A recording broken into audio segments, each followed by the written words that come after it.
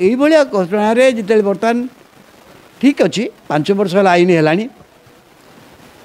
निर्वाचन काली सका निर्वाचन घोषणा हम यहाँ बर्तमान रूल्स फ्रेम हो गला कार्यकारी है बोली काली कहूँ यहाँ समय जानते जो कार्यकारी हम जहाँ हम से निर्वाचन पर ही हम निर्वाचन काली सका घोषणा हम किंतु यहाँ घोषणा आगुरी कहीदेला कहीं ना देश में गोटे पोलाराइज ध्रुवीकरण वातावरण सृष्टि करवा जोटा कि बीजेपी भावुँ से सुविधाजनक हम यह द्वारा भारत वर्ष रे जो माने नागरिकत्व पाऊ नथिले जो माने आम पड़ोसी राज्य पाकिस्तान अफगानिस्तान बांग्लादेश रे जो माने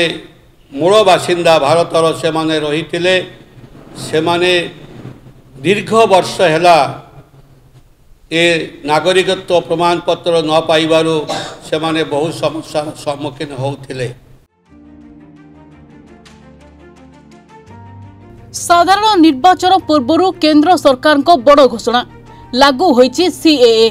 बा नागरिकता संशोधन आईन जहा फल भारत में रहुतिबा पड़ोसी देशर नागरिक भारतीयर परिचय पाइबे। ए घोषणा पर शरणार्थी मध्य खुशीर माहौल खेली जाइछि। सीएए लागू हेबा परे तांकु शरणार्थी भाव में जीवन बीतेबाकू पड़िबनी सेमाने मध्य भारतर नागरिक भाव में परिचय पाइबे और विभिन्न प्रकार सुविधा सुजोग उपलब्धि कर पाइबे।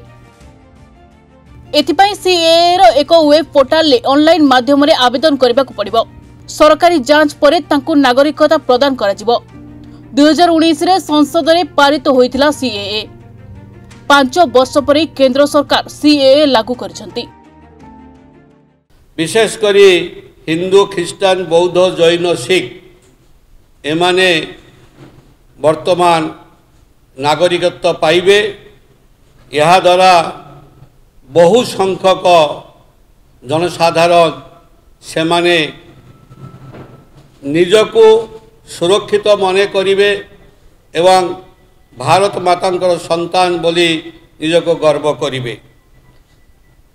यह 2014 मसीहा पूर्व जो माने आसीचंती भारत रे से माने या को पाइबे एवं विशेष करी जो माने धार्मिक पीड़न सम्मान जीवन प्रति विपद थिला से माने यही तीनोटी राष्ट्र छाड़ी भारत रे शरण नहीं थिले से मानकर आमर यशस्वी प्रधानमंत्री प्रचेष्टा नरेंद्र मोदी जी आमर सम्मानीय गृहमंत्री अमित शाह कठोर परिश्रम आज एम मुहरे हस फुटेबा जाउचंती एवं समस्ते खुशी हेबे। कि भावुनी जे गत थर जाता एथरक जेहेतु निर्वाचन पाखे आसूची अनेक ए विषय बहुत सतर्कता सहित पदक्षेप नौ। आपड़ देखु पश्चिमबंग कहतु केरल कहतु आसाम जो मैंने विरोध कर आसाम गोटे जटिल परिस्थिति अच्छी कहीं 2014 पूर्व अच्छी कि आसाम 1971 हूँ डेडलाइन आसाम आकाड़ अनुसार 71 मसीहा पर जो मैंने आसी जो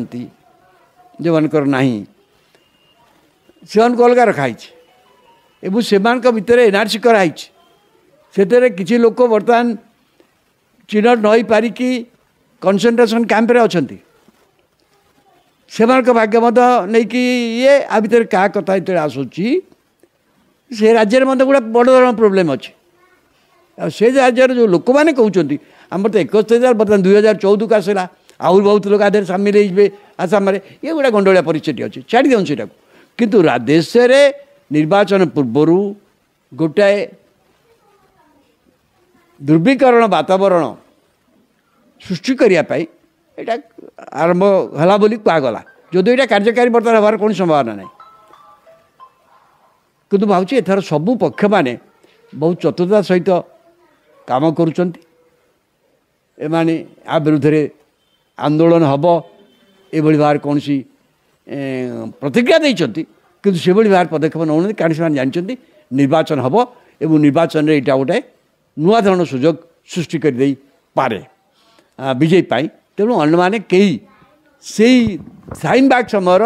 उत्तर प्रदेश जो आंदोलन होता से जो परिस्थिति गोलीकांड भी होता से परिस्थिति बर्तमान करेंगे ना जहाँ हम निर्वाचन पर ही हम।